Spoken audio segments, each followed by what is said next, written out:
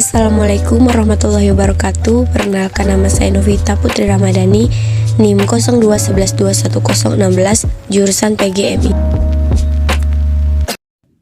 Pada kesempatan kali ini saya akan menjawab beberapa pertanyaan. Yang pertama, bagaimana inovasi penyelenggaraan pendidikan di era digital seperti saat ini? Menurut saya, perkembangan digital di dunia sangat cepat, menuntut banyak perubahan dan penyesuaian di semua bidang termasuk pendidikan. Apalagi di tengah posisi Indonesia yang menjadi negara dengan jumlah pengguna internet terbesar se-ASEAN dengan jumlah 93,4 juta atau sama dengan 36% dari total populasi pada tahun 2015. Bahkan eMarketer menyebutkan pada tahun 2018, pengguna internet di Indonesia akan mencapai 123 juta. Jumlah ini mengalahkan Jepang dan membuat Indonesia termasuk dalam top 5 dunia. Ditambah dalam 2 tahun terakhir, proses belajar mengajar berubah secara signifikan akibat adanya pandemi COVID-19. Sebelum adanya pandemik, murid dan guru dapat belajar dengan cara tatap muka. Sedangkan kini proses tatap muka mulai dibatasi bahkan dihentikan. Pasalnya, di tengah kondisi pandemik yang tak menentu seperti sekarang, pendidikan masih menjadi salah satu kebutuhan masyarakat banyak yang harus tetap berjalan seperti biasanya. Disinilah pentingnya orang tua, guru, dan murid bersinergi untuk mengoptimalkan pembelajaran melalui penggunaan teknologi. Adapun 7 inovasi pendidikan di era digital. Yang pertama, siap online, yaitu layanan sistem informasi dan aplikasi pendidikan online menghubungkan orang tua, siswa, guru, sekolah, dinas daerah, dan pusat secara terpadu dan akuntabel untuk kemajuan pendidikan Indonesia. Yang kedua, QBaca, yaitu aplikasi buku dan perpustakaan digital untuk dapat selalu membawa semua buku kesayangan beberapapun jumlahnya, membaca di mana saja dan kapan saja, tetap dalam kenyamanan dan keakraban membaca buku. Yang ketiga, QJurnal, yaitu solusi untuk memperoleh akses materi akademis berkualitas dunia, sekaligus akses publikasi hasil riset dan wawancara akademis Indonesia ke seluruh penjuru dunia. Yang keempat, English Band, yaitu cara belajar bahasa Inggris yang fun dan interaktif dengan berbasis IT, yang memungkinkan siapa saja belajar bahasa Inggris secara mudah dan di mana saja. Yang kelima, Meet.me, yaitu layanan multimedia conference berupa video yang berkualitas tinggi dan hemat konsumsi bandwidth untuk mendukung program pendidikan jarak jauh. Keenam, IndiSchool, yaitu pemberian akses Wi-Fi untuk mengakses konten edukasi bagi komunitas pendidikan di zona edukasi dengan cepat dan murah. Yang ketujuh yaitu Smart Campus World, yaitu sebuah program self-assessment untuk mengukur pemanfaatan teknologi informasi dan komunikasi atau TIK perguruan tinggi di Indonesia dengan menggunakan metode Zen Framework. Pertanyaan yang kedua, jelaskan faktor-faktor yang mempengaruhi perkembangannya masalah pendidikan. Yang pertama, pengembangan iptek dan seni.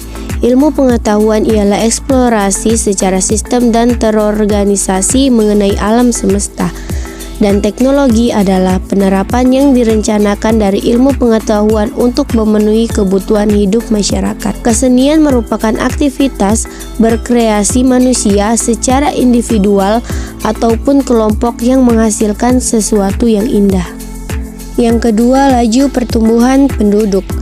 Pertumbuhan penduduk yang dibarengi dengan meningkatnya usia rata-rata dan penurunan angka kematian mengakibatkan perubahan struktur kependudukan, yaitu proporsi penduduk usia sekolah dasar menurun, sedangkan proporsi penduduk usia sekolah lanjut, angkatan kerja, dan penduduk usia tua meningkat berkat kemajuan bidang gizi dan kesehatan. Penyebaran penduduk di seluruh pelosok tanah air tidak merata. Penyebaran penduduk seperti itu menimbulkan kesulitan dalam penyediaan sarana pendidikan. Yang ketiga, aspirasi masyarakat. Dalam 2 warsa terakhir ini, aspirasi masyarakat dalam banyak hal meningkat, khususnya aspirasi terhadap pendidikan hidup sehat, dan aspirasi terhadap pekerjaan. Kesemuanya ini mempengaruhi peningkatan aspirasi terhadap pendidikan. Pendidikan dianggap memberikan jaminan bagi peningkatan taraf hidup dan mendaki di tangga sosial. Sebagai akibat dari aspirasi terhadap pendidikan, maka orang tua mendorong anaknya untuk mengantar agar nanti anak-anak memperoleh pekerjaan yang lebih baik dari orang tuanya sendiri. Yang keempat, keterbelakangan budaya dan sarana kehidupan. Keterbelakangan budaya adalah suatu istilah yang diberikan oleh sekelompok masyarakat yang menganggap dirinya sudah maju. Untuk masyarakat lain, pendukung suatu budaya yang dipandang sebagai sesuatu yang layak dan baik. Terlepas dari sekarang apakah budayanya tersebut tradisional ataukah sudah ketinggalan zaman. Sebagai sistem pendidikan yang tangguh adalah yang bertumpu pada intinya, jadi tidak pernah ketinggalan zaman. Yang ketiga, jelaskan pengaruh sosial media terhadap perkembangan pendidikan di Indonesia. Dalam dunia pendidikan, medsos memberikan pengaruh yang cukup besar terhadap proses belajar.